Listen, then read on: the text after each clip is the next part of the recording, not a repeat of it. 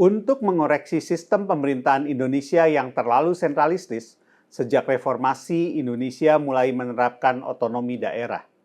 Inti dari otonomi daerah adalah pemberian kewenangan pada pemerintah daerah. Hal ini dilakukan untuk menggeser kekuasaan yang terlalu sentralistis di pusat pada masa silam, sehingga saat ini sebagian besar urusan menjadi kewenangan pemerintah daerah.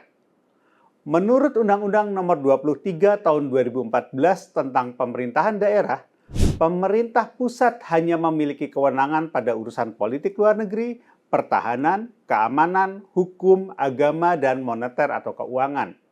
Salah satu urusan yang menjadi urusan pemerintah daerah adalah pendidikan.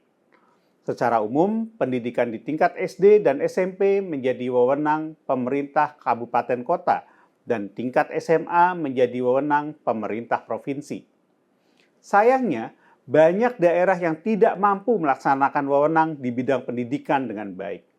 Banyak masalah terjadi karena pemerintah daerah menyalahgunakan wewenang di bidang pendidikan atau tidak mampu mengalokasikan anggaran yang dibutuhkan untuk pendidikan, meskipun sudah dibantu oleh pemerintah pusat. Contoh ekstrim terjadi di Kota Depok tahun lalu saat pemerintah kota dengan sewenang-wenang berniat menggusur SDN Pondok Cina 1 tanpa dialog dengan orang tua murid.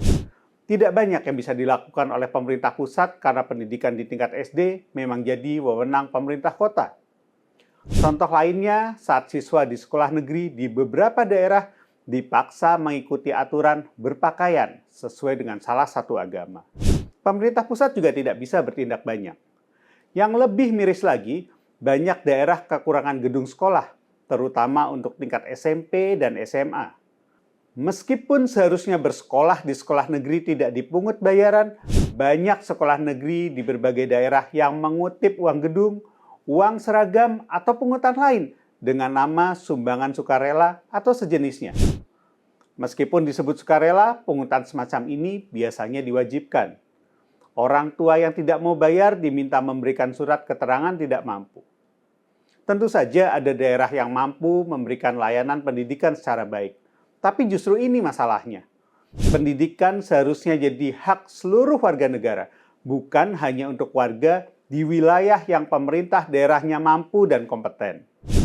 Banyaknya masalah semacam ini membuat saya berpikir bahwa beberapa wewenang pendidikan harus dikembalikan ke pemerintah pusat. Pemerintah daerah tetap harus diberi beberapa wewenang di bidang pendidikan, seperti menentukan muatan lokal sesuai kebutuhan masing-masing daerah. Namun, pemerintah pusat harus memiliki wewenang untuk menjamin semua warga negara terpenuhi haknya untuk memperoleh pendidikan yang layak, berkualitas, dan tanpa diskriminasi. Tanpa pendidikan yang baik, kualitas SDM kita di masa depan tidak akan mampu bersaing dengan negara lain, dan kita bisa kehilangan bonus demografi yang ada di depan mata. Salam solidaritas. PSI Partaiku.